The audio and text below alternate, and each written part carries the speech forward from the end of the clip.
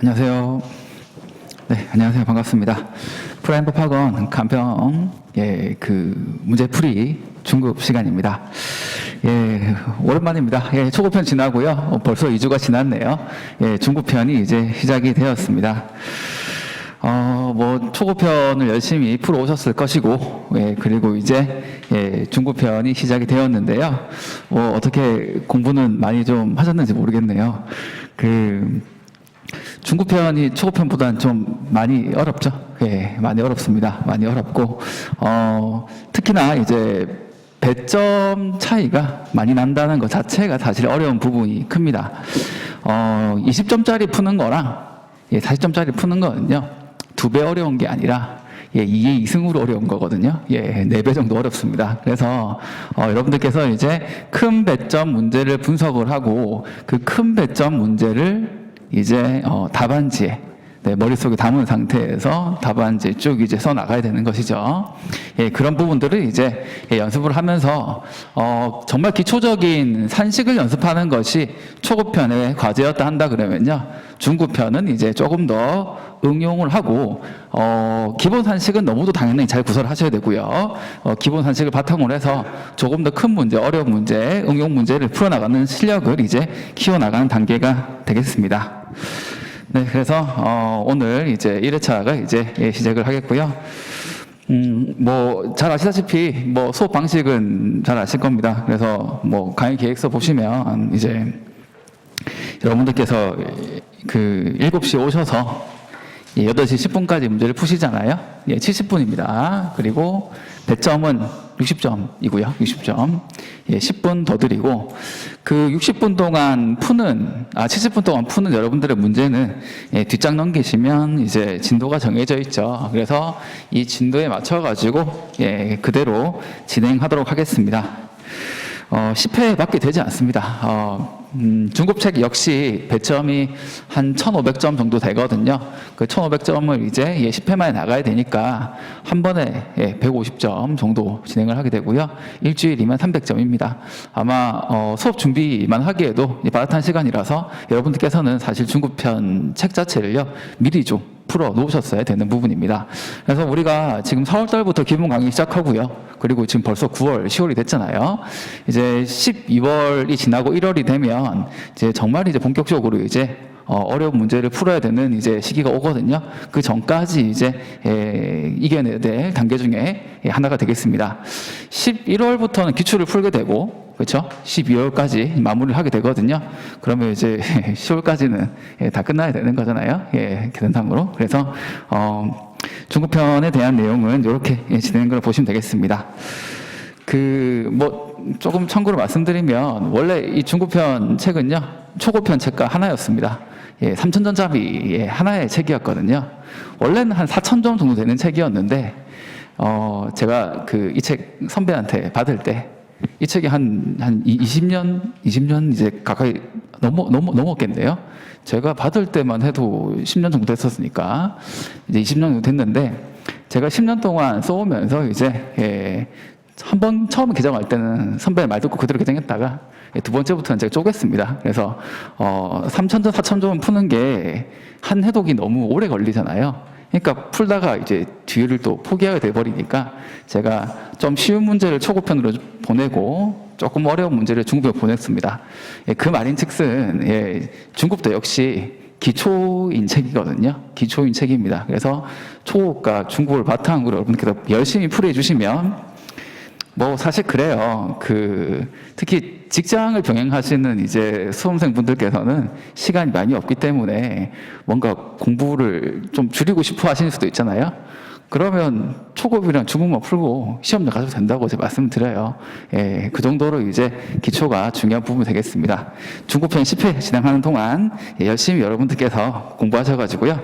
꼭 10월 말에는 한 번도 빠짐없이 중급편이 3회독 이상 끝나는 걸로 약속해 주시면 좋겠습니다.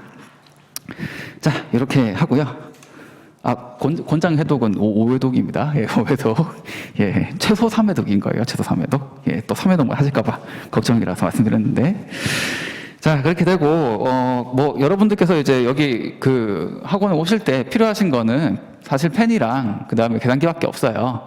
거기다가 수업을 좀 편하게 들으실 거면 핸드북 있잖아요. 예, 그 정도 하나만 챙겨오시면 되겠습니다. 제가 한 번씩 어떤 테마를 설명드릴 때는 핸드북에 그냥 정리가 된 내용을 바로 보면 편할 때가 있거든요. 뭐, 지금 기초적인 지금 토지, 그리고 건물도 책이 필요하긴 하겠네요. 이제, 하고, 하다가 목적별 평가부터, 물건별의 유형별부터 기본 물건 있잖아요.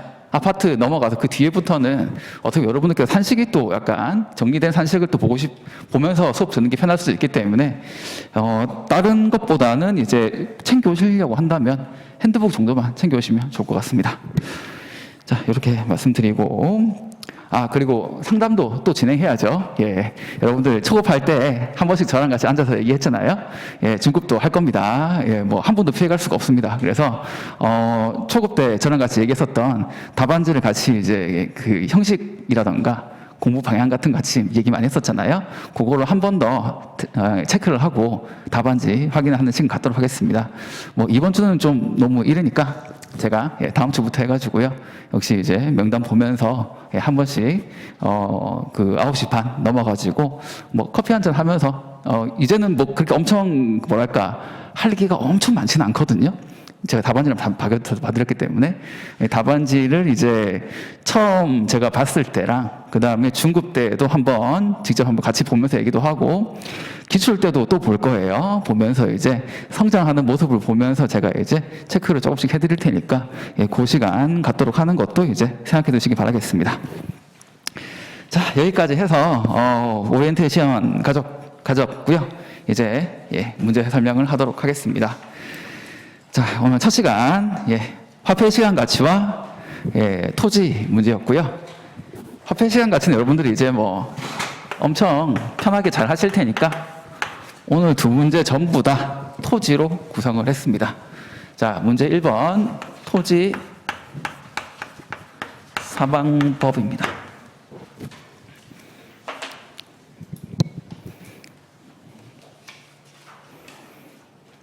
(1페이지) 보시면 이제 그 전체 배점이 40점이잖아요. 40점인데 소모름이 3개가 구성되면서 중간 소모름을 보시면 30점짜리가 하나 잡혀 있어요. 이게 이제 메인인 물음이 되겠죠. 그리고 이제 물음 1, 5점, 물음 3, 5점 해서 앞뒤로 배치가 되어 있는데, 요거는 물음 2를 풀기 위해서 반드시 먼저 언급해야 될 것을 물음 1에서 얘기를 먼저 하는 느낌이겠죠.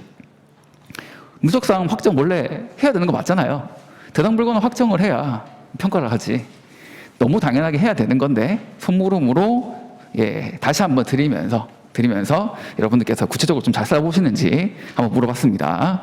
자, 그리고 물음 3번에 마지막 감정평가 결정하는 거는 이건 너무 더 당연한 수순이죠. 4개의 시상가액이 도출이 되기 때문에 그 정리를 해서 하나의 결론을 도출을 하는 것은 너무 당연한 그 흐름이 되겠습니다. 그래서 5점인데 5점으로 주어졌단 말이죠. 5점이란 배점은 한 페이지에서 조금 안 되는 이제 느낌이죠. 뭐 그 평소에 토지 문제 풀다가 감직 14조 공시지가 기준법에 의한 그렇게 넘어가면 안 된다는 배점이 되겠죠. 그래서 5점을 여러분들께서 어떻게 이제 충실하게 채워서 어떤 시상가액으로 결정하든 간에 충분한 논리적 근거를 설치를 했는지 그것이 이제 관건이 되는 물음이 되겠습니다. 자, 그렇게 해서 오늘 이제 물음 3개가 배치가 되어 있고요. 그리고 중간에 사방법이라고 써 있잖아요. 시상가액인데 사방법입니다. 내 마음대로 3방법이나 2방법으로 줄이시면 안 됩니다. 사방법 전부 다 30점은 배점이 쪼개져 가지고 뭐 그냥 평균으로 나누면 한 7점쯤 되는 거예요. 7, 8점 되는 거잖아요. 한 방법 안 해버리면 7점, 8점 그대로 사라지게 되는 겁니다.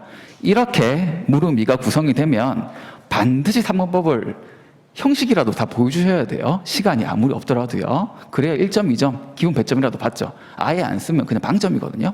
그래서 가운데 사방법을 모두 구현을 하셔야 되겠고요. 토지의 사방법을 구현해야 되니까 그 사방법에 맞춰서 주어져 있는 가격 자료를 잘 배분만 하면 큰 구조는 쉽게 나오겠습니다. 자, 자, 넘기겠습니다.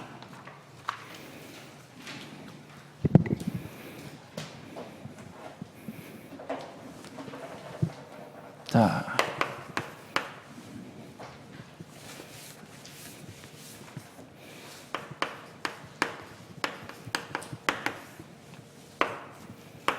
물음 1, 물음 대상 토지의 확정이고요. 자, 물음 자체가 대상 토지의 물적사항 확정입니다. 대상 토지의 물적사항이에요.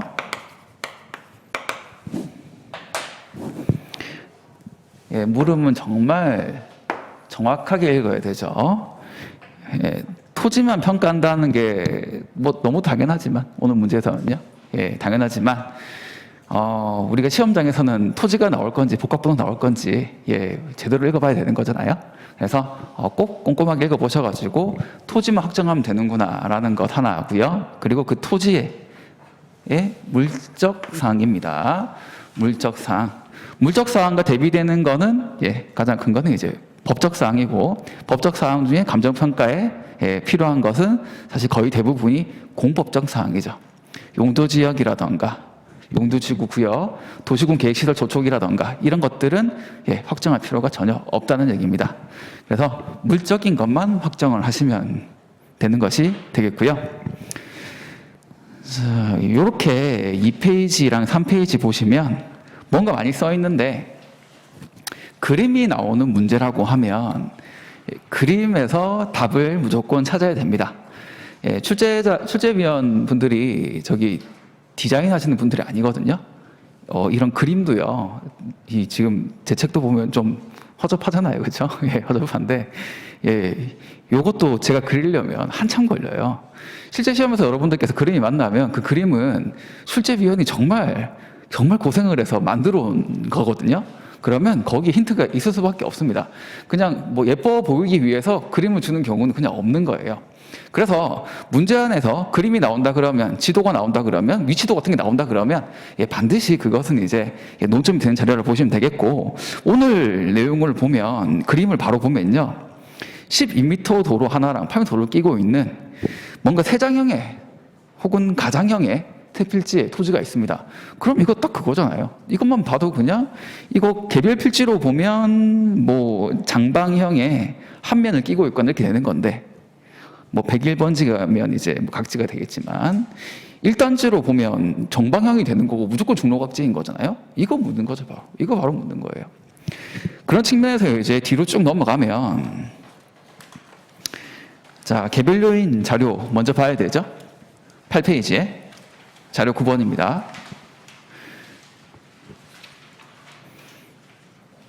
개별 요인이 만약에 대상 토지 100점, 표준지 95점 그 주어져 있으면 뭐 확정할 필요도 없죠.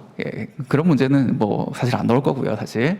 그래서 보니까 역시나 앞에 그림이 있고 뭔가 한 면인지 각지인지 세장형인지 아니면 뭐 이렇게 정방형인지에 대한 고민을 가지고 해결을 하게 되면 바로 이제 그 답이 바뀌는 거죠. 자료 9번에 보면 도로 조건과 형상이 나와 있습니다. 여기 이제 이걸 확정을 하는 것이 이제 가장 큰 내용이 되겠고, 거기다 플러스해서 자료 10번을 보시면 자료 10번에 5번 인근 지역 및 유사 지역 내에서 토지의 가치는 규모에 따라 편차가 발생한다라고 나와 있습니다. 규모까지 확정. 한 필지의 규모와 세 필지의 규모는 다르겠죠. 자, 그런 측면에서 쭉 다시 앞으로 넘어가서 6페이지는 괜찮고요. 5페이지 가시면 대상 토지가 300제곱미터잖아요. 세 개 합치면 900제곱미터잖아요. 그렇게 되는 건데 300과 900에 대한 대칭이 되는 건데 표준지도 보시면 300짜리가 있고 900짜리가 있고요. 400짜리, 1100짜리도 있네요. 그렇게 해가지고 좀 뭔가 이렇게 구별이 되죠. 거래사례 300이랑 860, 320, 860 바로 이제 차이가 나는 거잖아요. 그래서 규모를 가지고 역시 사례를 고르게 되겠구나까지 이어지게 되겠습니다. 자, 그래서 다시 돌아가서 물적사항 확정인데요. 자, 그럼 이 세 필지를 한 필지로 보려면 1단지의 논점이어야 되고 1단지에 대한 판단이 선행이 되어야 되겠습니다. 자, 아주 중요한 힌트가 2페이지에 자료 1번, 5번의 이용 상황. 자, 두 번째 줄, 새 필지 위에 대형 쇼핑센터를 건립하려고 한다. 우선 뭐 제가 그냥 너무 당연하게 알고 계시니까 넘어갔는데, 일단 대상 토지는 지금 위에 보시면 이제 103번지 300제곱미터예요. 103번지 300제곱미터. 요거 하나죠. 예, 대상 물건은 요거 하나예요. 요거 하나인데, 요거 하나만 하나로 볼 것이냐, 아니면 101, 102, 103 다 같이 하나로 볼 것이냐. 자, 그래서 다시 읽어봐서 자료 1번, 5번 이용 상황. ABCC 새 필지 대형 쇼핑센터 건립을 하려고 하는데 여기까지는 아무것도 아니죠. 뭐 계획이 얼마든 세울 수 있는 거잖아요. 그런데 그 밑에 줄 보시면 건물을 착공했다라고 나옵니다. 착공이죠. 자, 쭉 이어서 자료 2번으로 가면 인근 토지 현황에서 둘, 넷, 여섯 번째 줄, 거의 마지막 줄인데, 거주허가 득하고 각 토지 위에 건물을 철거하고, 여기까지만 했으면 좀 약간 애매해요. 허가까지 받은 거를 1단지로 보냐 안 보냐는 참 애매한 부분이 좀 있거든요. 근데 그 바로 뒤에 건물 골조 공사를 시작했다. 공사 시작했잖아요. 그러면 무조건 1단지죠. 1단지입니다. 자, 여러분들께서 지금 머릿속에 떠올려야 되는 거는 토지 세 필지로 볼 거냐, 한 필지로 볼 거냐. 그 차이는 1단지 판단이라고 그랬고, 1단지 판단이라는 내용이 머릿속에 딱 그려지면 1단지에 대한 내용이 쭉 머릿속에 그려져야 되죠. 용, 개건, 일구 해서 용, 개, 건, 건물이 있거나 아니면 건축 허가를 받고 착공을 했거나 하면 1단지로 본다라는 그 규정이 쭉 생각이 나야 되는 것이죠. 저번에도 한번 한 적이 있었습니다. 자, 결국에는 한 필지로 볼 거냐, 세 필지로 볼 거냐, 필지를 기준할 것이냐 여부는 1단지에 대한 부분이었고요. 1단지에 대한 부분은 착공이 있었기 때문에 1단지로 본다. 됐습니다. 용도상 불가분 관계가 된 거죠. 세 필지를 묶어가지고 공사를 시작해버렸으니까 물릴 수가 물릴 수는 있게 물리는 경우는 망하는 경우잖아요. 그것까지는 상정할 수 없고 이제는 뒤로 돌아갈 수가 없습니다. 착공을 했으니까요. 자, 그래서 1단지에 대한 내용이 여러분들께서 먼저 선행적으로 판단이 돼야 되고요. 그렇게 되었기 때문에 1단지라는 것 자체가 물적 상황은 엄밀히 말하면 아니죠. 물적 상황이라는 거는 1단지로 보기 때문에 중로, 각지, 정방형, 그리고 규모 900제곱미터 요걸 얘기하는 거죠. 뭐 중간에 이제 평지야 1단지도 아니고 똑같으니까 큰 중요한 논점은 아닌데 뒤에 개별로인 평점표에 나와 있기 때문에 써주는 게 좋겠죠. 자, 이렇게 되겠습니다. 이렇게요.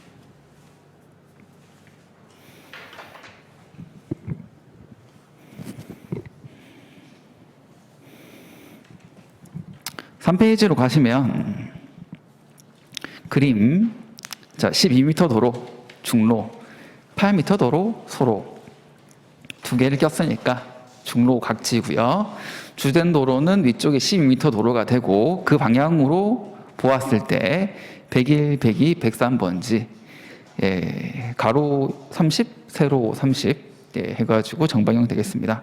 뭐 정방형이니까 뭐 방향은 크게 의미가 없을 수가 있지만서도요. 이렇게 되겠습니다. 그럼 여기서 이제 조금 플러스 한다 그러면 그래도 면적은 수량을 얘기하는 거죠. 이건 규모를 얘기하는 거고요. 이거는 질적인 측면이죠. 질적인 측면. 900제곱미터에 할당이 되는 단가 수준을 의미하는 거고요. 근데 우리가 단가 수준이 결정된 다음에는 이제 총액을 만들어야 되니까 그 총액이 기준되는 수량은 300제곱미터 기준한다까지 써주면 정말 확실하겠죠.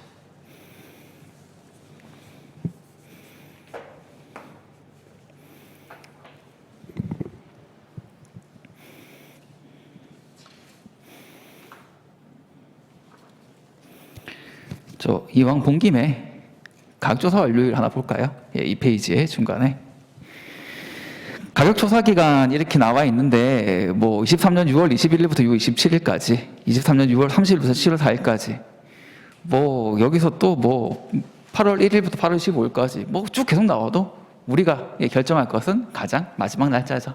어렵지 않습니다. 그래서 가격조사 기간의 마지막 날 가격조사 완료일을 기준 시점으로 해서 23년 7월 4일로 확정을 하나 하셔야 되겠죠. 자, 물어보는 논점이잖아요. 네. 자, 되었습니다. 그래서 요거를 가지고 이제 물음이를 이제 헤쳐나가는 거죠.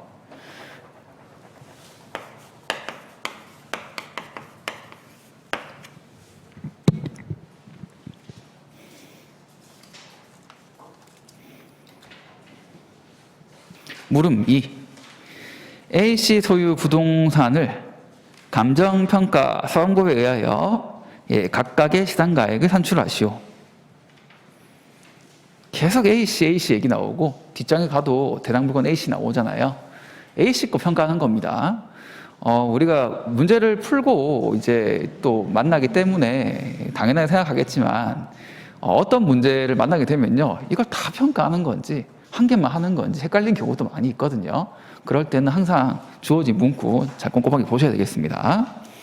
자, 그래서 물음 2를 계속 보면 여기에 감정평가 사방법이라고 되어 있어요. 그리고 시산가액 위기가 나옵니다. 사방법인데 요거 토지에 대한 사방법이잖아요. 그럼 이제 우리 머릿속에는 이제 다 그려진 내용들이 있겠습니다. 자, 우리 자료, 가격자료 보면서 하나씩 바로 할게요. 자, 첫 번째. 자료 3번이 제일 먼저 눈에 들어오죠. 공시가격기준법 할 것이고요. 자료 4번으로 가면 거래사례가 있습니다. 거래사례 비교법을 쓰겠죠. 그리고 쭉 뒤에 넘어가면 이제 그 밖에는 보정 할 필요 없다라고 돼 있거든요. 그렇죠? 자료 10번에 6번 마지막에 그 밖에는 보정 할 필요 없다 그랬으니까 가볍게 토지 거래 사례 비교법으로 거래 사례는 이제 배분하시면 되겠고요. 자, 자료 5번 임대 사례가 있습니다. 토지를 가지고 임대 사례를 활용한다 그러면 토지에 대해서 자료 10번에 2번 보시면 토지 건물 분리하는 나와 있잖아요. 그래서 잔여법 나오게 되겠죠. 자, 3개 되었습니다. 3개 되었고 자료 7번 가서 건물 나오는데 건물 평가하나? 절대 안 되죠. 그렇죠? 토지만 하는 겁니다. 자료 7번의 건물은 다른 데 쓰게 될 것이고 이것만 보면 이제 문제를 많이 안 풀어보시면 이게 3방법만 할 수도 있어요. 사실 할 수도 있는데 우리는 이제 앞에 워낙 자주 만나는 평가 방법 있잖아요. 개발법. 그 자료 4번에 자료 4번 4페이지에 상단에 보면 사업 스케줄표 나오잖아요. 이런 거 보면 이제 이제 개발법이구나라고 이제 약간 느낌이 오시죠? 그러면서 이제 밑에 보시면 분양을 하니 공사비가 얼마가 드니 판매 관리비가 얼마니 나와 있습니다. 그래서 개발법까지 이제 할 수 있겠습니다.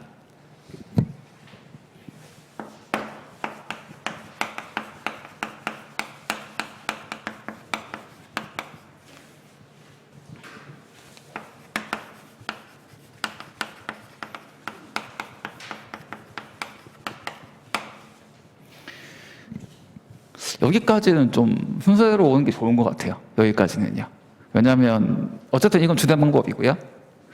그리고 우리 감정평가법 3조 1항 단서로 오면 실거래가를 기준으로 해가지고 거사비를 주된 방법을 할 수 있다고 해서 어떻게 보면 약간 이제 두 번째 수준으로 놓고 있거든요. 그래서 뒤에 있는 잔여법이랑 계열법보다는 이제 좀 우선시하는 게 좋겠습니다. 뭐 여러분들 늘 하던 순서니까 뭐 이렇게 헷갈리실 일 없을 거고요. 세 번째는 저는 이제 답안지 보시면 개발법을 넣어놨어요. 개발법. 잔여법보다는 개발법이 중요하다고 보기 때문에 저는요. 아마 시험 문제는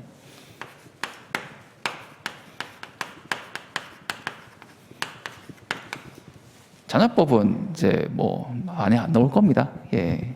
그 뭐 늘 말씀드렸다시피 분리환율이 우리나라에 존재하지 않기 때문에 현업을 반영하는 문제들이 많이 나오는 추세라 본다 그러면 잔여법은 이제 확률이 적어서 개발법, 가열법 이 현업에서는 훨씬 중요한 방법이거든요. 그래서 뭐 순서는 이렇게 잡았는데 뭐 바꿔도 크게 상관없겠습니다. 어쨌든 이렇게 요건 제 스타일이다 말씀드리고, 자 공시가 기준법부터 해볼게요. 자료 3번을 보니까 표준지 골라야죠. 1, 2, 3, 4번이 있고 우선 용도지역이 일반 상업지역이니까 4번 빠지고, 우리는 지금 쇼핑센터를 건립하려고 하잖아요. 뭐 여지없는 상업용이잖아요.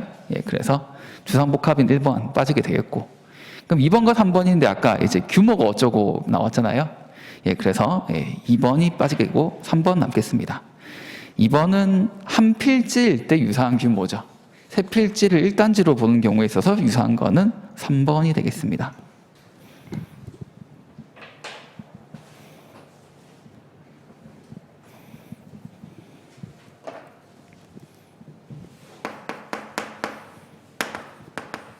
표준지 3번을 선정하는 것이 뭐 너무 당연하지만 논점이죠. 4개 중에 하나 고르는 거니까. 자, 그리고 이어서 뭐 나머지는 여러분들께서 이제 산식을 구현하시면 되고요. 시, 지, 개, 그 하시면 되죠. 논점이 없는데 하나 언급해야 될 것이 옆에 보시면, 밑에 보시면 요거죠. 자, 도시계획시설 도로에 3번 표준지가 저촉되어 있다고 그랬어요. 아, 그러면 이거 비교해야 되겠네 라고 생각하시는데 그러면 이제 트릭이 걸리시는 거죠. 자, 보니까 도시계획시설 도로에 저촉된 날짜가 23년 6월 1일입니다. 근데 우리 표준지 공시지가는 23년 1월 1일자 금액이에요. 이 3번 표준지가 공시될 때는, 이 금액이 결정될 때는, 표준지 공시지가가 결정이 될 때는 도시계획시설 도로에 저촉되지 않았었죠. 공시 기준일의 금액이기 때문에 그 이외의 사항은 고려하지 아니한다. 그 논점이 되겠습니다.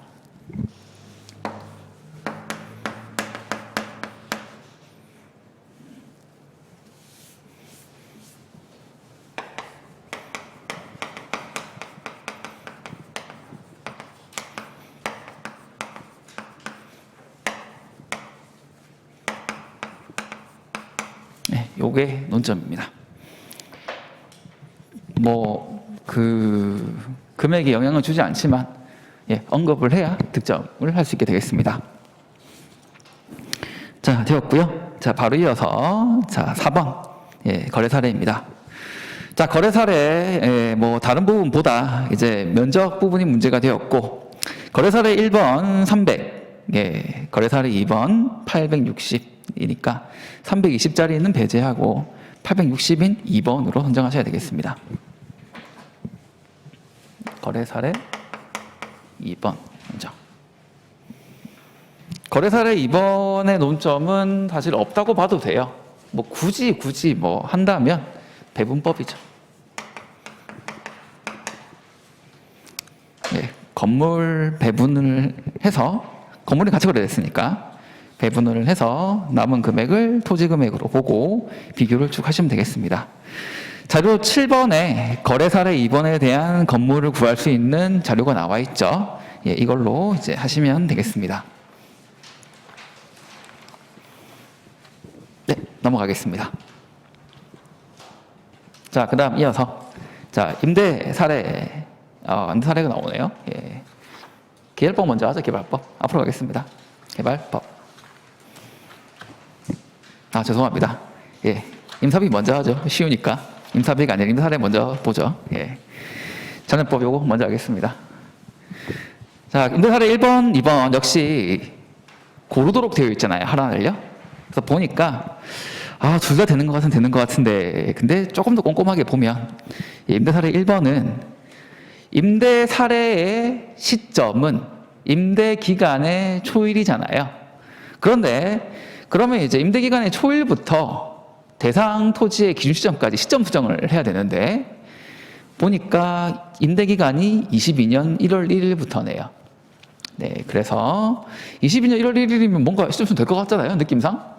그렇죠. 23년도 오고 우린 지금 22년도 살고 있으니까 될 것 같은데 자료 8번에 보시면 22년 10월부터 시점 수정할 수 있게 되어 있습니다. 조금 치사한 느낌이 있죠. 있습니다만은 실제로 이렇게 나와요. 시험 문제에서. 그래서 임대사례 1번은 시점 수정 불가로 배제하시고요. 임대사례 2번을 선택하셔야 되겠습니다.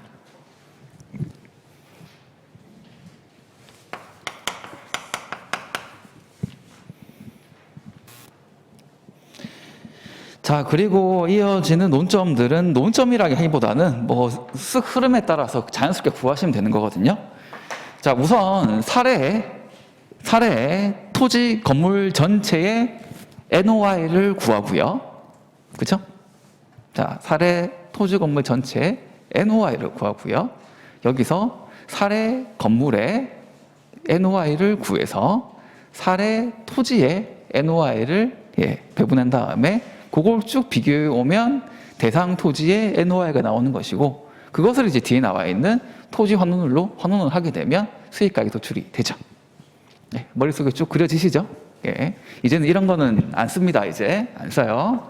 그리고 잔업법도 이제 거의 마지막으로 푸시는 걸 거예요. 제 수업 시간에서. 그래서 이렇게 되고 그 다음 이어서 자, 사례 토지 건물의 NOI를 구하려면 사례 PGI에서 공실, 대손, 그 다음에 운영 경비 등을 빼가지고 구하면 되겠죠. 자, 그 자료가 저기 보시면 임대사례 2번 6페이지 하단부 보시면 자, 임대료 수입 월 3천만 원 돼 있습니다. 좋겠네요. 3천만 원 돼 있고 월이니까 곱하기 12개월 하면 연 임대료 나오고 자, 보증금을 또 따로 받았네요. 20억이나 받았습니다. 여기다가는 보증금 운용률 곱하면 되겠고 그리고 선불적 성격의 일시금 그쵸 이제 빌딩 위에 간판이라던가 현수막이라던가 자판기라던가 이런 거는 이제 일시불로 돈 내는 그런 경우도 있다 그랬죠. 요거는 일시불로 23년 4월 1일에 지급을 하고 26년 3월 30일에 임대 기간까지 사용할 수 있는 권리를 얻은 거기 때문에 5억이라는 선불적 성격의 일시금은 임대 기간으로 뿌려줘야 되는 거죠. 자, 그래서 지금 받은 5억을 23년 4월 1일이잖아요. 그럼 23년 4월 1일부터 26년 3월 31일까지 3년이네요. 3년간 한 번, 두 번, 세 번 뿌리면 되겠죠. 그래서 MC를 써야 되겠고 뿌릴 때 3년간 뿌려야 되겠고 그리고 이율은 뒤에 나와 있는 시장이절 같은 거 쓰면 되는 건데 오늘은 전부 다 제가 12%라고 드렸잖아요. 12% 쓰시면 되겠습니다. 5억 곱하기 MC 12% 3년입니다. 선불 23년 4월 1일 지금 선불로 준 거잖아요. 선불로 준 거죠. 근데 요걸 이제 우리 항상 수익은 기간말 실현으로 보기 때문에 그래서 지금 23년 4월 1일인데 24년 3월 31일 하나 25년 3월 30일 하나 26년 3월 30일 하나 이렇게 세 개 뿌리는 거예요. 자, 그렇게 해서 이 세 개를 더하면 가능총수익 PGI가 나오겠고요. 여기서 지출명세, 수선유지비, 용역인건비, 손해보험료, 세금 공과금 여기까지는 전부 운영경비네요. 자, 그리고 공실 손실 상당액 이게 공실 대손에 해당하는 부분이고 전부 다 빼야 되겠네요. 그래서 중간에 뭘 빠뜨리고 할 필요가 없습니다. 그래서 지출 명세에 나와 있는 모든 금액을 다 더해서 빼주면요 사례에 NOI가 도출되게 되겠습니다. 자, 그래서 이렇게 구한 거에다가 자료 7번 보시면 임대사례 이번에 건물 금액을 구할 수 있잖아요. 임대사례의 건물 가액 구해가지고 뒤에 나와 있는 건물 환원율을 곱하게 되면 건물 기속 순수익이 나오게 되는 거죠. 또 쭉 이어서 이제 사례 토지 기속 순수익이 나오게 되면 이것을 이제 대상 토지로 비교만 해주시면 되겠죠. 뭐 질문을 하시는 분들도 계세요. 토지 수익을 비교해 오는 건데 집가 변동률 써도 되냐라는 걸 묻는 분이 있거든요. 아주 사실 뭐 좋은 질문인 것 같아요. 처음 공부할 때는 이런 게 안 궁금하거든요. 책에 나와 있는 걸 그대로 베끼니까 안 궁금한데 나중에는 문제를 풀다 보면 아니 지금 수익을 지금 시점 수정하는데 왜 집가 변동률을 쓰지라는 거죠. 집가 변동률은 토지 가격에 대한 변동률이잖아요. 충분히 그런 이제 의미 들 수 있는 건데 집가 변동률 말고 다른 자료 보니까 시점통 자료가 없잖아요. 없죠. 없기 때문에 그나마 가장 비슷한 것이 그렇다고 저기 건축비 변동률 보합세를 적용할 수도 없고 그렇잖아요. 그래서 토지 가격 변동률을 쓰는 건데 사실 이론적인 베이스는 사실 이게 아니에요. 더 깊은 이제 내용이 뭐냐면 수익의 변동은 장기가 되면 가격의 변동과 일치하게 됩니다. 사실 그런 기저에 깔려 있는 이론이 있는 거예요. 있거든요. 그러니까 우리가 부동산 가치를 구할 때 수익환원법이 존재하는 논리가 되는 겁니다.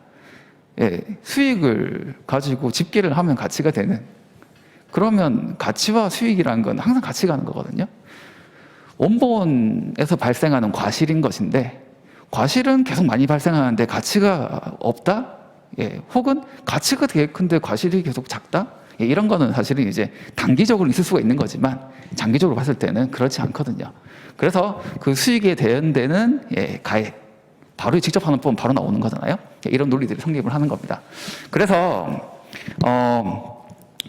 자료가 없기 때문에 집값을 쓴다. 뭐 이렇게 그렇게 이해하시면 좋긴 한데요. 더 이제 내용적으로 이론적으로 봤을 때는 수익의 변동은 가치의 변동과 일치한다라는 이제 내용 때문에 장기감 일치하는 내용 때문에 하는 거고요. 그리고 이제 하나 더 추가를 하자면 실제 현업에서 토지에 대한 수익 변동 자료가 없습니다. 우리 현실에 없어요. 없기 때문에 현실에 있는 자료, 집가 변동률을 문제로 내는 겁니다. 지금까지 잔여법이 나왔던 모든 문제에서 모두 전부 집가 변동률로 시점 수정을 하는 문제가 나왔었어요. 현업을 반영하기 때문에 그렇죠. 어쨌든 오늘도 중급이다 보니까 조금 이제 응용되는 얘기를 말씀드렸습니다. 자, 잔여법은 이렇게 해서 마치고요. 마치고 마지막 가장 어려운 개발법을 해보도록 하겠습니다. 개발법은 그냥 그거잖아요. 분양 수익 현가에서 개발 비용 현가를 차감해서 토지 가액을 구하는 방법이죠. 뭐 그렇기 때문에 이 산책 자체를 구현하는 건 어렵지 않으신데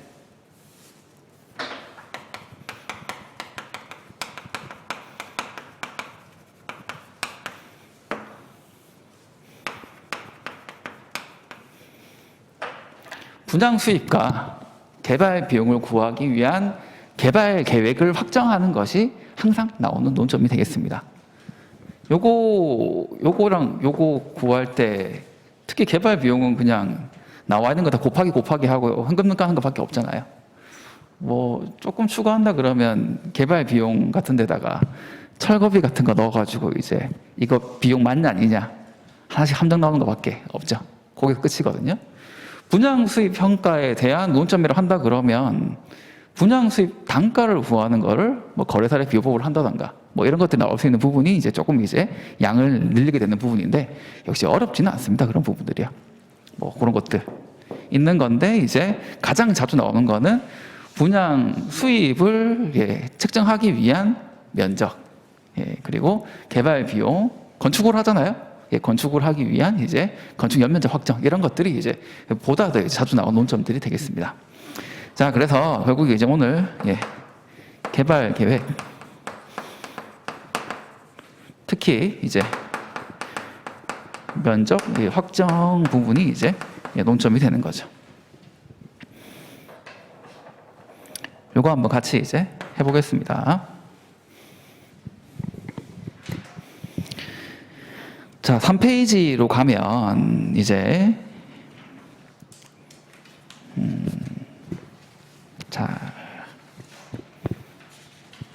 우선 3페이지로 가서 이제 뭐 보긴 보는데 말씀드릴게. 목표를 먼저 설정을 하고 이제 내용을 봐야 되겠죠.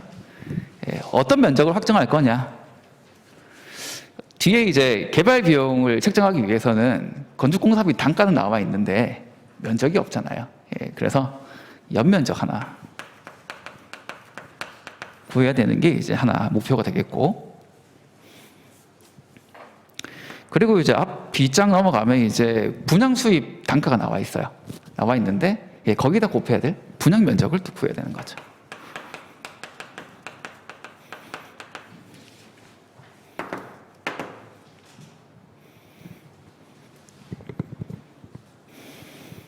자, 3페이지 가서 보시면 자, 면적해서 나와 있는데 지상층은 건폐율의 최대치로 각층 동일하게 구축한다 나와 있습니다. 건폐율 최대치로 각층 동일하게 건축한다. 그리고 지하층은 750제곱미터씩 2개 층을 건축한다라고 나와 있습니다. 자, 각 층에 건축되는 면적들, 바닥 면적을 합하게 되면 전체 면적이 연면적이 되는 거잖아요.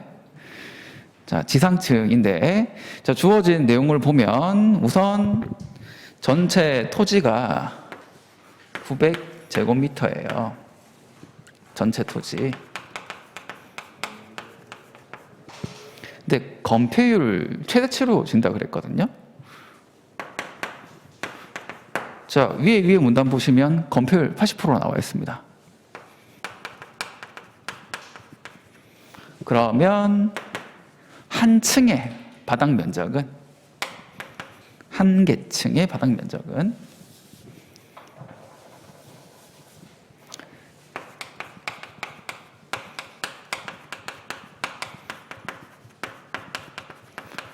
(9872가) 되겠죠. 여기다가 지하층은 750에다가 2개라잖아요. 2개 층 짓는다고 그랬잖아요. 요거 2개 합산하면 연면적이 되는 거죠.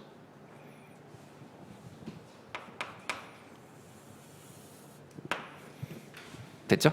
네.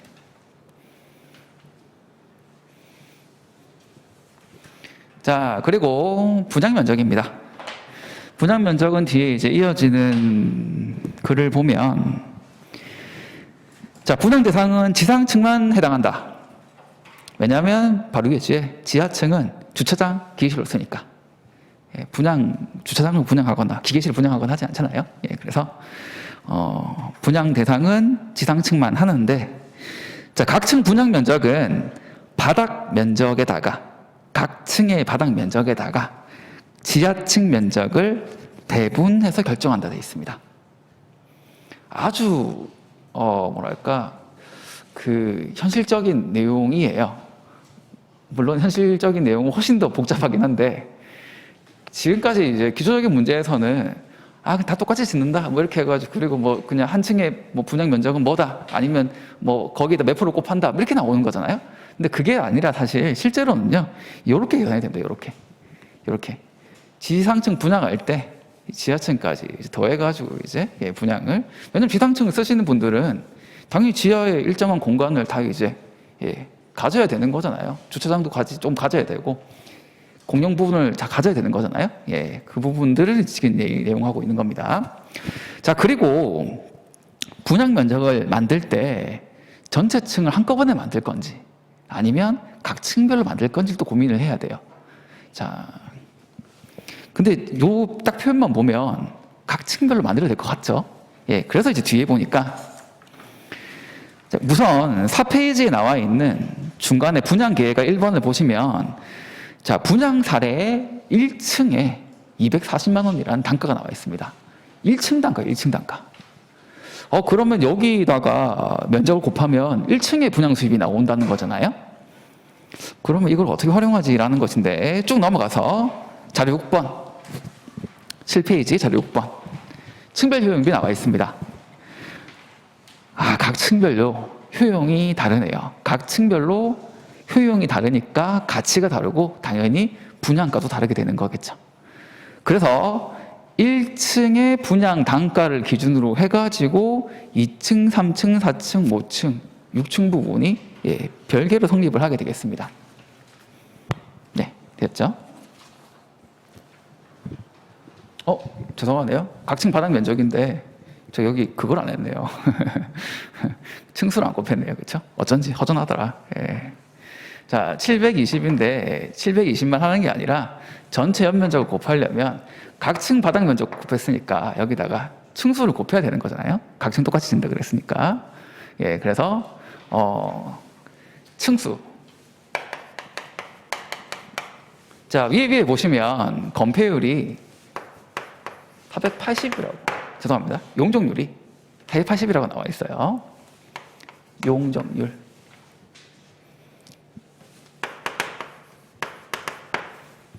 자,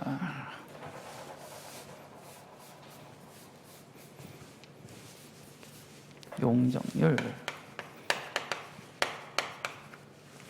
그리고 건폐율.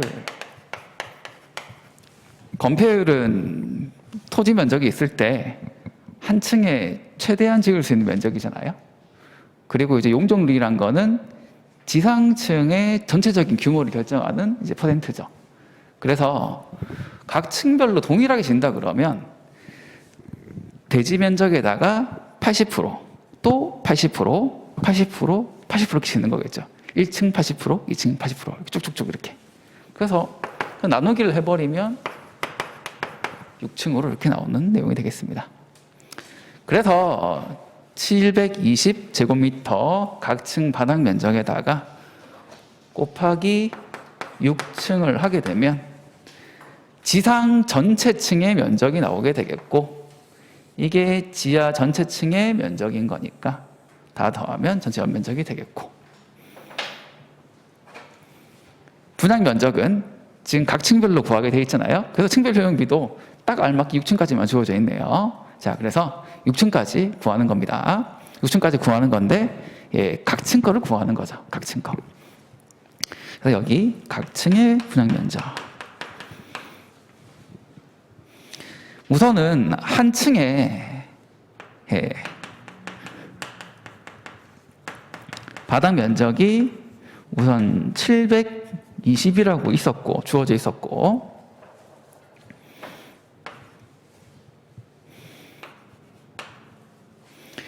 여기다가 지하층 면적을 배분한다. 배분 지하층 750에다가 2하면 1500인데 이것을 몇 개 층으로 나누면 한 개 층의 배분이 되겠네요. 요렇게 합산을 하게 되면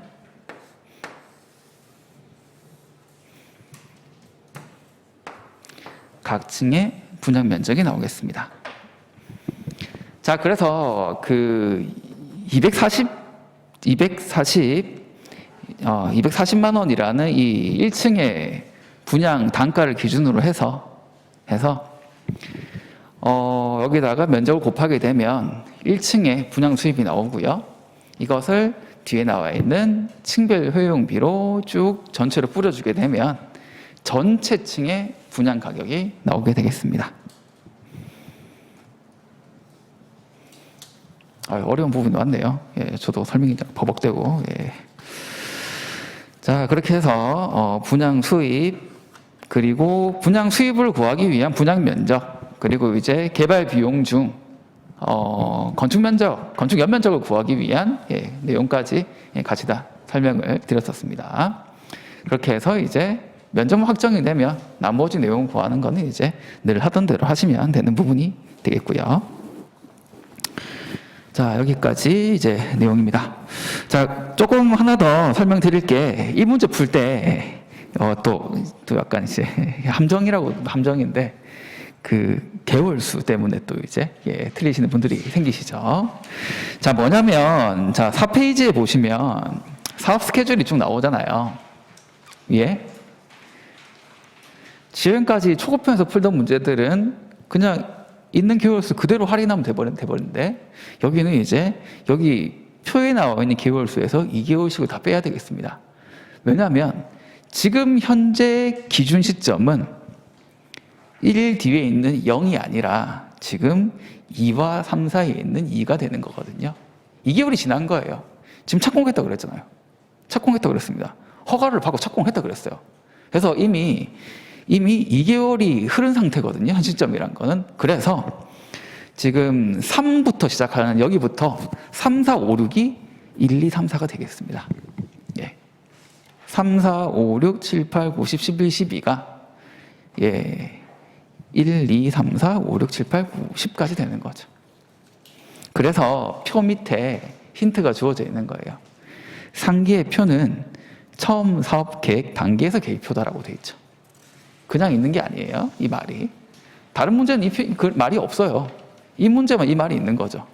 왜냐하면 이 말 안 쓰면 다 틀릴 거니까. 이 말이 있으면 이거 왜 있지? 왜 그렇죠? 아, 처음 사업 계획 단계인데 지금 허가까지 받은 단계니까 그렇죠? 2개월을 덜 고려해야 되겠구나라고 이제 생각하게 되는 거죠. 네, 되었습니다. 그래서 요 표 내용도 드렸고, 밑에 있는 분양 단가 있고요, 분양 금액 있고, 그리고 그 밑에 보면 늘 만나던 판매 관리비랑 건축공사비가 있잖아요. 요거 가지고 판매 관리비, 건축공사 합하면 개발 비용 되는 거니까 요거 가지고 이제 개발법 써주시면 되겠습니다. 자, 이렇게 하면 전부 사방법을 다 했습니다. 네, 사방법 다 했습니다. 공시지가 기준가액, 비준가액, 개발법에 의한 가액, 그리고 수익 가액까지 이렇게 나오게 되었고요. 자, 올바르게 풀었다고 한다 그러면 우리 답안지처럼 숫자가 나왔겠죠. 그 숫자 보면서 최종적인 물음 3번 결론을 지어보도록 하겠습니다. 자, 답안지입니다. 자, 이 페이지로 가시면 공시지가 기준법, 공시지가 기준가액 306만 원. 자, 다음 장 비준가액 318만 원. 자, 그 다음 장 개발법 보시면 311만 원. 마지막 투유잔여법 316만 원입니다. 최대 318만 원에서 최저 306만 원입니다. 차이가 없다고 보는 게 맞죠? 이 정도면요. 그러면 우리 늘 하던 대로 주된 방법인 공시지가 기준가액으로 결정입니다. 답이 나왔습니다. 이렇게 근소하게 차이가 나는 경우에는 합리성이 인정되는 거잖아요. 근소하게 차이 나는데 합리성 없고 다른 쪽 간다? 논리가 되게 희박해집니다. 조악해지거든요. 그래서 공시지가 기준가액으로 이제 결론이 지어지게 됩니다. 결론이 나왔습니다. 나왔는데 5점이라는 배점을 채워야 되는 거예요.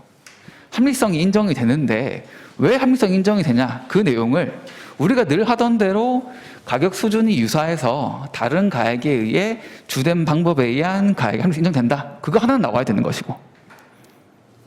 1번. 자, 물음 2까지 했는데 물음 3번은 그냥 바로 쓸게요.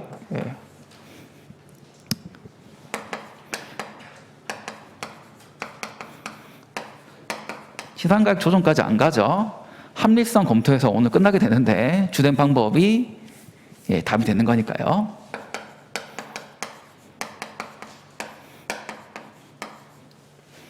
(1번) 가격 수준을 보니까 유사하더라. 이게 처음 나와야 되는 겁니다. 시상가액 조정을 하냐 마냐에 대한 갈림길은 우선 가격 수준 차이가 나야 되는 거예요. 차이가 났을 때 그때부터 다른 길을 갈까 고민하는 거지, 차이가 안 나면 고민을 하실 필요가 없습니다. 2번부터는 뭘 써야 되냐, 이게 또 고민이죠. 이게 어렵죠. 그럴 때는 여러분들께서 우리 시상가액 조정 기준 기억나시죠?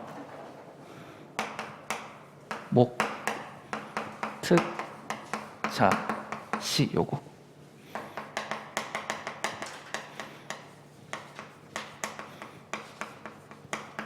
시상가액 조정 기준인데 이거 합리성 검토할 때 주된 방법이 이런 측면에서 타당하다라는 내용으로도 쓰기도 참 좋거든요.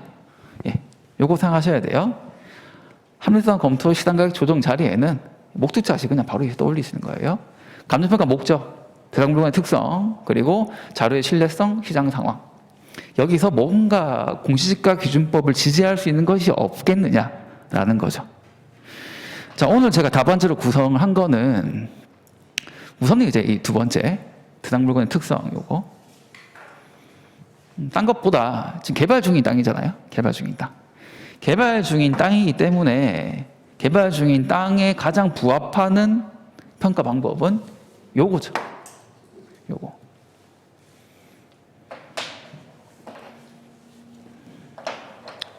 이렇게 써야겠습니다. 예, 요거죠.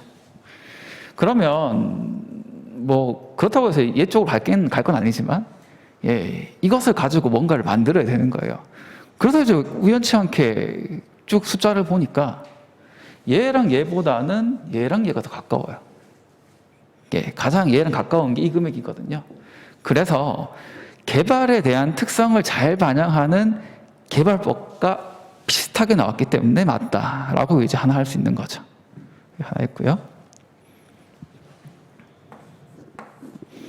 자, 세 번째는 이제 제가 목적 얘기를 썼습니다. 담보잖아요, 담보 오늘. 담보. 문제 풀다 보면 이제 까먹지만 이제 담보였죠, 담보. 담보면 예, 환가성, 안정성. 그리고 어떻게 보면 이제 금액의 보수성까지 이어지는 부분이기 때문에 쭉 구해보니까 또 우연치 않게도 공시가 기준가액이 가장 작게 나왔어요. 유사 범위 내에서 하단부에 있는 금액이죠. 시장가치 수준이 지금 이렇게 있는 거예요. 시장가치 수준이. 이렇게 있는 건데 여기서 하단부를 지지하는 금액이 된 거예요. 얘가. 그러니까 담보평가에 어울리는 거죠. 그래서 그거 하나, 둘, 세 개 언급을 해가지고 예, 5점 만들어서 답안지를 구성했습니다. 오늘 이 내용을 외우시면 안 돼요. 외우시는 건 아니에요. 참고하시는 거예요. 예, 또 외우신 분 계신 것 같아요. 머리가 좀 오셔가지고 예, 하신 것 같은데 뭐 자연스럽게 외우시면 좋지만 네, 억지로 이걸 외워서 예, 억지로 외워가지고 다른 문제 풀 때 이걸 억지로 집어넣으려고 하실 필요가 없다는 얘기예요. 이거랑 똑같은 문제가 완전히 똑같은 문제가 안 나올 수 있잖아요. 진짜 비슷하게 나왔는데 공시가 기준가액이 제일 높게 나왔어요, 금액이. 그런데도 이거 쓸 거예요? 예, 담보 목적이라서 어울린다고? 아니잖아요. 예, 그렇죠? 그래서 항상 이제 그 상황에 맞춰서 여러분들 쓰시는 건데 목특 자시를 떠올리시면서 이제 뭔가 하나 찾다 보면 나오게 돼 있습니다. 그러면 그게 꼭 뭐 모범 답안이랑 예시 답안과 같지 않더라도요. 충분히 설득력이 있을 수가 있는 거거든요. 그렇게 평소에 좀 연습을 해주시기 바라겠습니다. 어려운 부분이에요, 이거는요. 어려운 부분이지만 지금부터 예, 사실 초급형 풀 때부터 조금씩 연습을 해야 되는 부분이거든요. 자, 보시면 그 외에 뭐 자료의 신뢰성, 어떤 가액의 자료가 뭐 이상하다 이런 내용은 없잖아요. 아니, 특히 어떤 자료가 뭐 되게 좋다 이런 말이 없잖아요. 그러면 이거 좀 힘들고 시장 상황 부동산 시장이 어쩌고 저쩌고 해가지고 하는 건데 조금 애매해요. 뭐 쇼핑센터를 개발해야 될 압박이 있고 뭐 이런 것들이 있는데 그거를 공시지가 기준 가격과 연결시키기에는 좀 쉽지는 않거든요. 그래서 이제 자료의 신뢰성과 시장 상황은 활용하지 못했습니다, 오늘. 제 중고편 책을 보면 이제 그 시상가격 조정 부분이 초고편보다는 좀 더 풍부하게 써 있고요. 아마 이 문제가 지금 교재에 있는 시상가격 조정, 합리적 검토 시장 조정에 대한 언급 중에서 가장 제가 힘을 많이 들어가 있는 부분이거든요. 근데 혼자 푸실 때, 와, 이거 어떻게 쓰냐, 이거 어떻게 시험자에서 이거 생각해서 쓰냐, 하고 고민하실 필요 전혀 없어요. 예, 그게 써지시면 그냥 여기 앞에 와서 강의하시면 되는 거거든요. 예, 그런 거니까 꼭 저렇게 저런 수준까지도 예, 쓸 필요는 없습니다. 없는데 제가 예시로 하나 보여드린 거잖아요. 참고하셔가지고 다른데 응용하시기 바랍니다. 응용. 자, 그렇게 해서 이렇게 됐고요. 이왕 답안지 본 김에 하나만 더 체크를 하겠습니다. 자, 문제 1번 저기 1페이지 보시면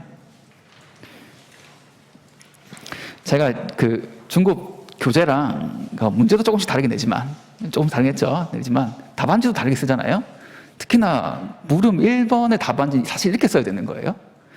그 중급편 교재에 있는 저기 답안지는 저한테 책을 물려주신 선배님이 써놓은 거거든요. 예, 좀 그렇죠. 예, 좀 그렇죠. 선배님이 썼는데 제가 뭐 쓱 고치고 하진 않거든요, 잘. 저것도 틀린 건 아니니까. 그런데 지금 제 답안지 보세요. 이게 훨씬 논리적이죠. 1단지를 확정을 해야 그다음 문적 상황이 나오는 거지. 쓱 저렇게 묻어 쓰는 게 아니거든요. 예, 제 책에 나와 있지만. 어쨌든, 예, 오늘 1번, 예, 물적 상황 확정은 이렇게 하시는 겁니다. 1단지가 확정되어야 나머지 결정되는 것이기 때문에 1단지에 대한 판단은 우선 목차로 잡아서 제일 먼저 보여주고 그 다음에 나머지 내용들을 언급을 하셔야 되겠습니다.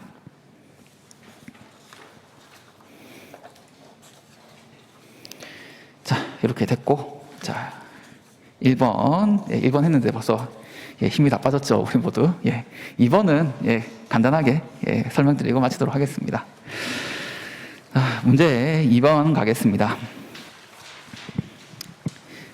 이게 그 중급편 토지평가 1번 문제일 거예요. 1번 문제인데, 결국 이 2번 문제의 핵심이라는 거는 요거를 물어본 거거든요. 물음 1번은 약수를 물어본 겁니다. 물음 1번에 있는 약수. 환지 예정지로 지정된 토지 어떻게 평가하냐. 그리고 공유지분 토지는 어떻게 평가하냐라는 걸 묻는 겁니다. 그래서 교재에는 2번과 3번 지금 숫자 구하는 것만 나와 있잖아요. 근데 사실 여러분들께 묻는 거는 물음 1번인 거예요. 그래서 제가 약수를 한번 써보시라고 드린 겁니다. 여러분들은 이 문제를 풀 때 뭐 환지 예정지는 어쩌니 뭐 해가지고 뭐 지분 비율이 뭐니 여기서 뭐 이렇게 왔다 갔다 하는 게 아니라 딱 보고 문제 분석한 다음에 실무 기준의 특수토지 파트에 환지 사업지구 안에 토지를 또 올려야 되고, 환지 사업지구 안의 토지 중에서 환지 예정지로 지정된 경우랑 지정되지 않은 경우를 또 올려야 되고, 지정이 됐다 그랬으니까 지정된 경우라면 어떻게 평가해야 되는지를 규정을 또 올려야 되는 거예요. 자, 두 번째, 지분 얘기 나오잖아요. 지분 얘기. 지분 비율이 뭐 있고 없고 나오는데, 공유지분 토지구나. 그럼 공유지분 토지는 어떻게 평가 기준이 나와 있었지? 역시, 실무 기준에 특수토지에 공유지분 토지 규정을 또 올려야 되고, 공유지분 토지 규정의 원칙과 예외까지 다 생각이 나야 되는 겁니다. 그거예요. 그래서 오늘 이제 약수를 물어본 거거든요. 자, 답안지 보겠습니다. 답안지 7페이지고요. 자, 다음 7페이지 보시면 물음 1 해서 환지 예정지로 지정된 토지, 환지 예정지, 환지 사업지구 내에 있는 토지 중에서 환지 예정지로 지정이 되면 환지 예정지의 위치, 확정 예정지번, 면적 형상, 도로 전면 상태와 그 성수도 등을 고려해 감정 평가한다. 결국 이걸 줄여서 말하면 환지 예정지를 평가한다입니다. 자, 그러면 그 밑에 있는 규정 이게 생각나야 되는 거죠. 그럼 환지 사업지구 안에 있는데 환지 예정지로 지정이 안 된 건 어떻게 평가하냐? 종전 토지로 평가한다. 그쵸? 환지 예정지, 환지 사업에 들어갔으니까 사업이 끝나게 되면 주거용 땅이 되는 거고, 소로 각지의 정방형의 평지가 되겠고, 이런 것들이 쭉 이어지는 거고, 그게 아닌 종전 토지, 환지 예정지가 아닌 종전 토지 기준한다 그러면 당연히 전답 임야일 거고, 이용 상황은. 그리고 이제 이어서 뭐 부정형에다가 뭐 경사지에다가 그다음에 뭐 세로 불에 맹지거나 이런 것들이 이어지게 되는 거죠. 이 두 개가 이제 대별이 되는 거니까 요거 이제 하나 된 거고요. 자, 그리고 이어서 보면 면적 얘기가 하나 나오죠. 자, 환지 면적이 권리 면적보다 큰 경우로서 청산금이 납부되지 않은 경우에는 권리 면적 기준한다. 제가 요 표현을 보고 간단하게 말씀드렸죠. 간단하게. 예. 간단하게 청산금이 납부되지 않은 경우라면 예, 작은 면적 기준한다. 작은 면적. 청산이 된 경우면 환지 면적 기준한다. 이거죠. 예. 그래서 지금 뒤에 제가 환지의 정지 조서 요거는 제가 좀 이따가 써드릴 건데 이 면적을 어떻게 보는지 써드릴 건데요.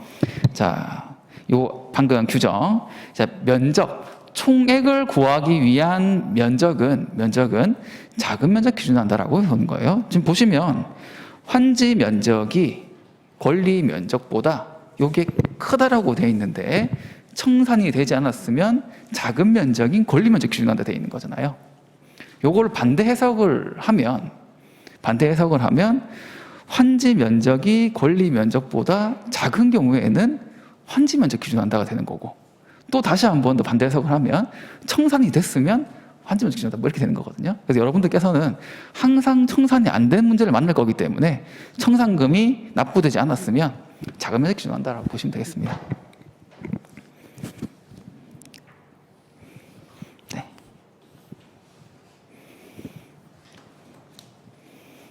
취지에 대해서는 제가 뭐 기본 강의 때 말씀드렸으니까 시간이 거의 됐으니까요. 예, 생략을 하고요. 예, 결론만 말씀드리면 청산 안 됐으면 작은 면적 기준하는 거 그것만 이제 여러분들께서 쉽게 가져가시면 되겠습니다. 자, 그리고 자 환지 정지 봤죠? 뭐 그러면 요거 바로 보면서 확정을 해볼까요?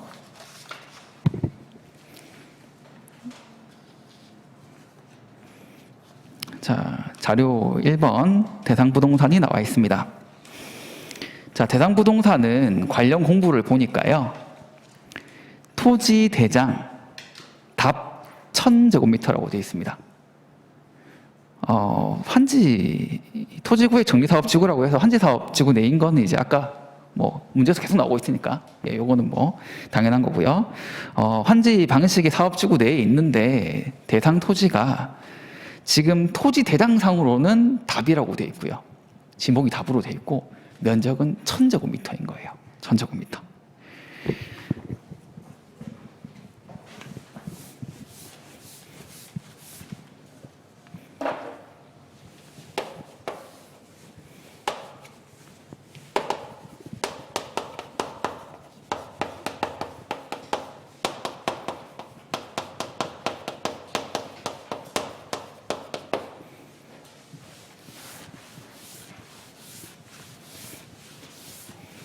오늘 문제에서 가장 어려웠던 부분은 환지의 정지 조서를 보는 건데 원래 1000제곱미터인 답이었어요. 이것을 우리가 종전 토지라고 하거든요. 종전, 종후. 비슷한 개념이실 거예요. 자, 그런데 이게 어떻게 바뀌었냐면 환지 예정지로 지정이 되면서 그 종전 토지에 보시면 기준 면적이라는 게 나옵니다.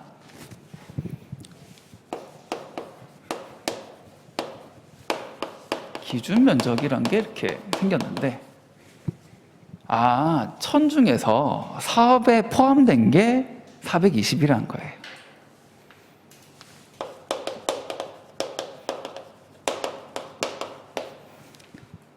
그러면 사업에 제외된 그대로인 땅이 있겠네요. 그게 580제곱미터고요. 요거는 그대로 답으로 남아 있겠죠? 자, 그리고 이 420제곱미터가 사업이 되면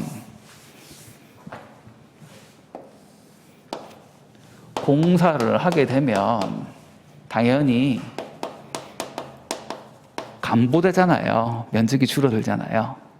저 도로 만들고 뭐 하다 보니까. 그러면 이제 뒤에 나와 있는 308제곱미터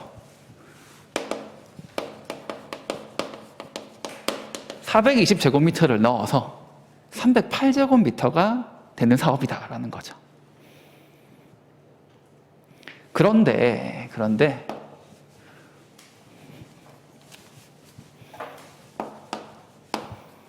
앞에 보면 권리 면적이라는 게 있죠. 권리 면적 294제곱미터입니다. 왜 우리 재개발 재건축 도시적 평가 보면 종전 종후하고 비례율 하고 하다 보면 청산해야 되죠. 청산금 돈 내는 거잖아요. 그렇죠? 예, 돈 내죠. 옛날에는 돈 받는 경우도 있었는데 그 내용이에요. 권리 가액, 권리 면적 그거예요. 이 사업성을 분석을 해보니까 400제곱미터를 이제 내신 저기 이제 누구야? A씨네요. A씨가 아닌데 어쨌든 B씨가 420제곱미터 제공하셨는데 당신의 권리는 294제곱미터입니다. 그래서 여기 차이가 나는 과도 면적 14제곱미터죠. 요거는 돈으로 주셔야겠어요. 라는 거죠. 요 내용이에요. 과도 면적 14제곱미터 잡혀있죠.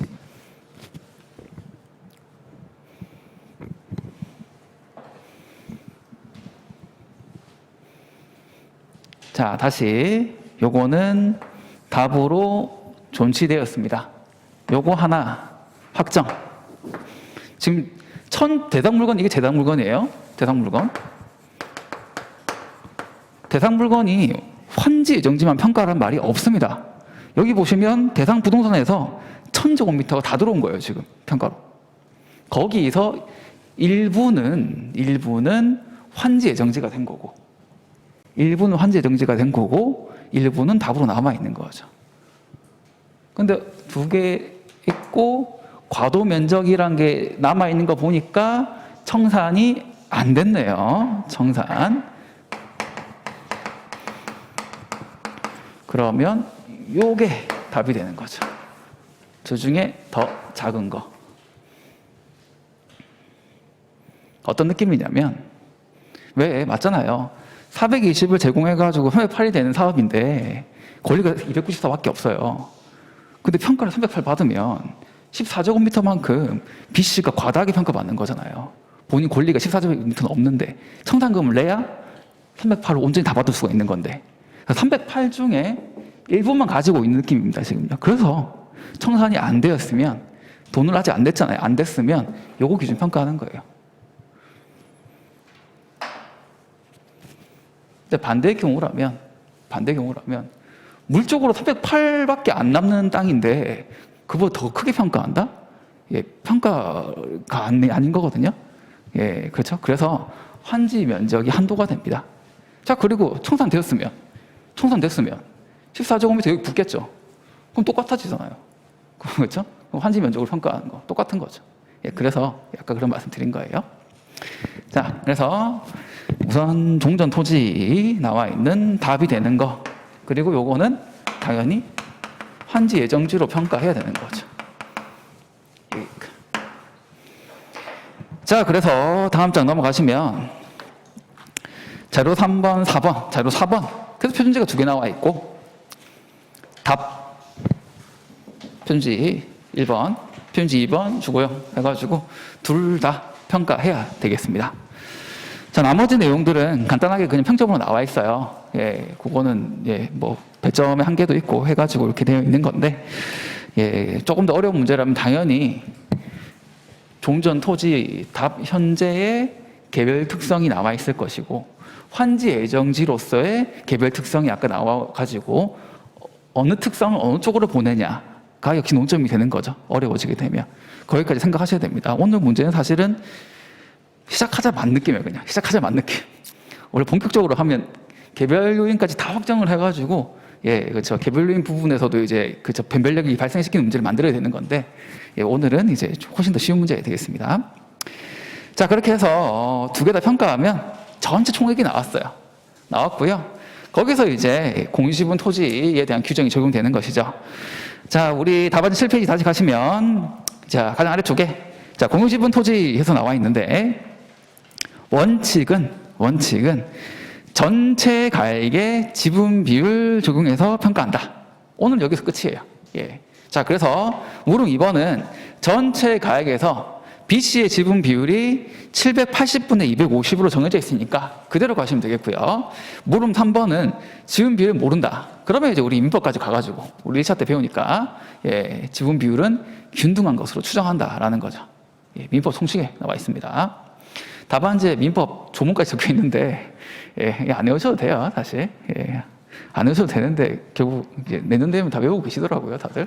그래서 3분의 1로 하시면 되죠. 여기까지가 끝이 되겠습니다. 공유지분 토지에 단서 조항이 있거든요. 다만 해가지고 위치가 확인되는 경우에는 그 위치에 따라 평가한다라는 건데 오늘은 B씨의 지분이 어딘지 확정할 수가 없죠. 확정할 수가 없기 때문에 그렇게 평가할 수 없습니다. 위치가 확정된다는 거는 잘라가지고 여기는 주거용, 여기는 뭐 상업용 이렇게 쓰면서 여기는 뭐 소로암면의 가장용, 여기는 뭐 세로 불에다가 뭐 어쩌고 해가지고 뭐 이렇게 해가지고 완전히 특성이 달라지게 되는, 그래서 여기랑 여기를 구분 평가하게 되는 논점이 되는 건데 오늘은 그 논점과는 관계가 없었습니다. 다음에 같이 연습하면 될 것 같아요. 자, 그래서 문제 2번 같은 경우는요, 우선 문제 취지 자체에 대해서 여러분들께서 다시 떠올려서 문제 1번은 1단지 규정, 문제 2번은 환지정지랑 공유지분 토지 규정을 떠올리는 거 부분 하나 가지고 오고요. 문제 2번 같은 경우는 특히나 요거 좀 처음에 이해를 잘 못하시는 경우 있거든요. 요 부분 잘 정리하셔가지고 환지정지 조서 나오면 맞추셔야 됩니다. 요거 잘 이해해 주시기 바래요. 환지 예정지 문제가 한 번도 나온 적이 없습니다.